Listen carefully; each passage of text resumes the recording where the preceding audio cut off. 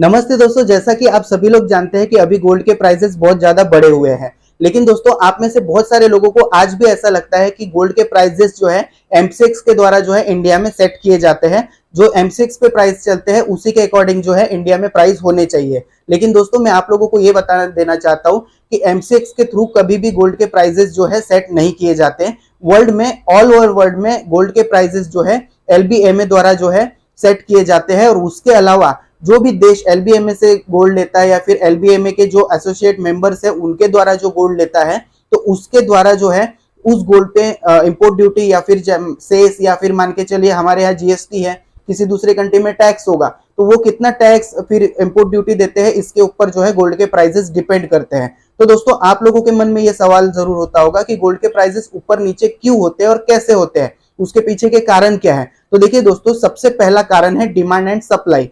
देखिए, गोल्ड में क्या होता है कि हमारे यहाँ पे इंडिया में 1000 टन सालाना जो है औसतन, मतलब 1000 टन हम लोग जो है गोल्ड इंपोर्ट करते हैं और उसकी ज्वेलरी बनाते हैं। क्योंकि हमारे यहाँ पे कोई खदानें नहीं है गोल्ड की, या फिर गोल्ड की जो माइनिंग है हमारे यहाँ पे नहीं होती है। लेकिन जिस कंट्री में मान के चलिए गोल्ड की माइनिंग हो रही है और वहां पे जो है गोल्ड की माइनिंग अभी कम हो रही है, तो इसकी वजह से क्या होगा, सप्लाई कम होगी और डिमांड बढ़ेगी। क्योंकि सप्लाई कम है और डिमांड जैसी है वैसी है, तो इसकी वजह से जो है गोल्ड के प्राइसेस इंपैक्ट होते हैं। इसके अलावा दोस्तों, ग्लोबल प्रोडक्शन कॉस्ट जिसे कहा जाता है। अब ये ग्लोबल प्रोडक्शन कॉस्ट क्या है, जैसे मान के चलिए किसी कंट्री में गोल्ड की जो है माइनिंग हो रही है, लेकिन वहां पे लेबर लोगों का शॉर्टेज आ गया, तो उस कंपनी को क्या करना पड़ेगा, जिसकी माइनिंग कंपनी है उसको बाहर से लेबर लाने पड़ेंगे, और बाहर से लेबर लाने के बाद में उसको जो है गोल्ड की माइनिंग करवानी पड़ेगी। तो बाहर से लेबर लाएंगे तो उसकी जो है कॉस्ट बढ़ेगी, क्योंकि लेबर को ठहराना होगा, उसके बाद में उसको ज्यादा कॉस्ट भी पे करनी होगी।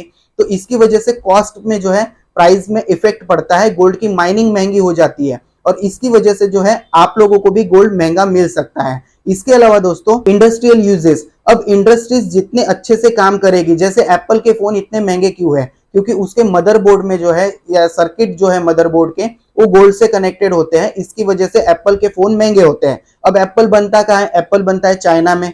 लेकिन चाइना में अभी जो है थोड़ा सा क्राइसिस चल रहा है, वहां पे जो है बहुत सारे प्रदर्शन वगैरह हो रहे हैं, तो इसकी वजह से मैन्युफैक्चरिंग इफेक्ट हो रही है। तो मैन्युफैक्चरिंग इफेक्ट होगी तो इसकी वजह से हो सकता है थोड़ी सी गोल्ड की डिमांड में कमी हो।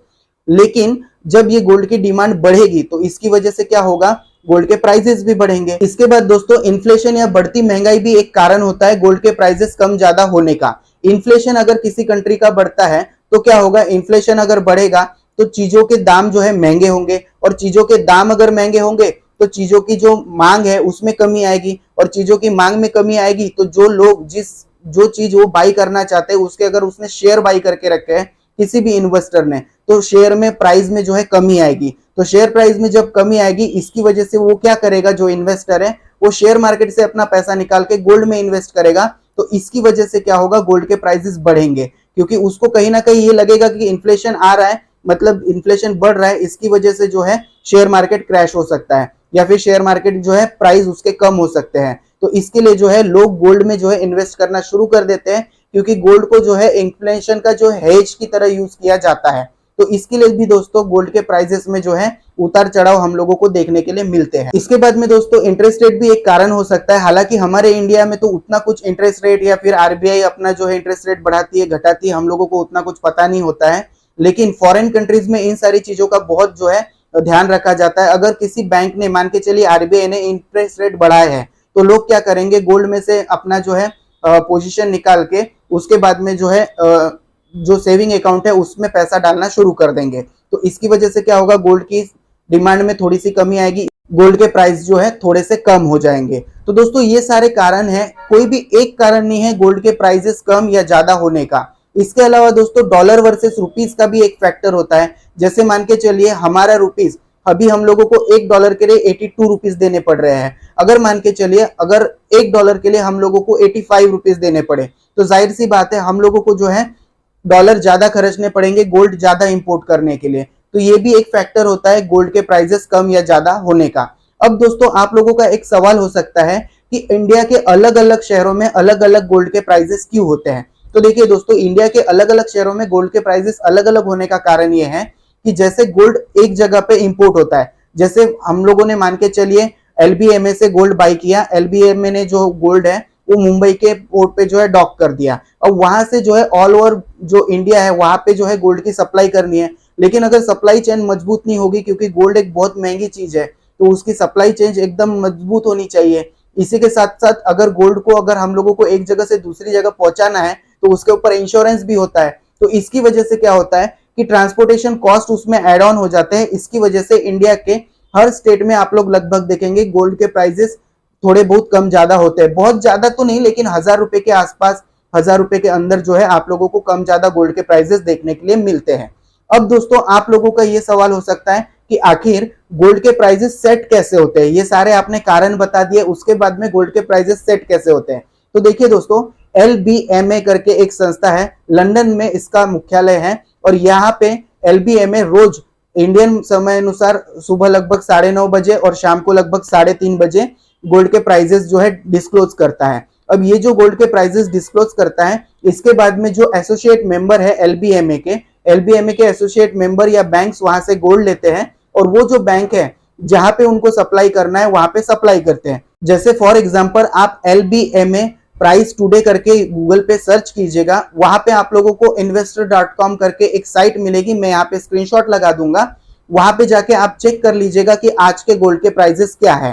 तो उसके बाद में जो है आप लोगों को उसको इनटू कर देना है, फिर से गूगल पे जाके सर्च करने के बाद डॉलर वर्सेस रुपीज के फॉर्म में, तो डॉलर वर्सेस रुपीज का आप लोगों को फॉर्म मिल जाएगा। उसको आप लोग इनटू करेंगे तो जो भी अमाउंट आएगा, जैसे फॉर एग्जांपल मैं आप लोगों को बता देता हूं, जैसे LBMA का आज का जो प्राइस है वो है 1855.55, उसको अगर हम लोग डॉलर से इनटू करें, मतलब अगर आज हम लोग डॉलर की प्राइस देखेंगे तो डॉलर की प्राइस है 82.5, तो अगर इसको हम लोग इनटू कर देते हैं तो हमारा अमाउंट निकल के आ जाएगा 1,50,497, यानी कि 1,50,497। अब हम लोगों को इसको डिवाइड करना है 31.1 से। 31.1 से क्यों डिवाइड करना है? क्योंकि ये जो प्राइजेस दिए हुए हैं ये ट्राई ऑन्स के दिए हुए हैं, और ट्राई ऑन्स मतलब होता है एक ट्राई ऑन्स में 31.1 ग्राम जो है गोल्ड होता है। अब जो भी आपका अमाउंट निकल के आएगा, लगभग मेरे ख्याल से 4838 निकल के आएगा, इसको आपको इनटू कर देना है 10 से, क्योंकि हम लोगों को 10 ग्राम के गोल्ड के प्राइजेस निकालने हैं। तो जब आप 10 ग्राम से इसको इनटू कर देंगे तो आप लोगों का प्राइस निकल के आ जाएगा 48380। फिर इसके ऊपर जैसे हमारे यहाँ पे इंडिया में अप्रोक्सीमेटली अभी जो है इंपोर्ट ड्यूटी, उसके बाद में सेस, उसके बाद में जो है GST वगैरह हम लोग कैलकुलेट करें तो लगभग 15% के आसपास जो है हम लोगों का चार्ज पड़ता है LBMA से जो है गोल्ड इंपोर्ट करने में। तो ये सारे कॉस्ट ऐड अगर हम लोग उसमें करते हैं, 15% ऐड करते हैं, तो लगभग आज हम लोगों का जो गोल्ड का कॉस्ट निकल के आता है वो निकल के आता है 56,500 रुपीज के आसपास। वो आप कैलकुलेशन कर लीजिएगा, मैं कैलकुलेशन करके भी आपको दिखा सकता हूँ, लेकिन मैंने अगर आप लोगों को दिखा दिया तो आप लोग जो है कैलकुलेशन नहीं करेंगे और उसकी वजह से भूल जाएंगे। तो मैं चाहता हूँ आप खुद से जो है ये कैलकुलेशन करें। तो कुछ इस तरीके से जो है गोल्ड की कॉस्ट निकल के आती है। इसके बाद में IBZA rate, Indian Boolean and jewellers association जो है आज के जो है अपने गोल्ड के प्राइजेस जो इंडिया में वो चलाना चाहता है वो डिस्क्लोज करता है दोपहर 12 बजे के आसपास, उसके बाद में शाम को 4 बजे के आसपास।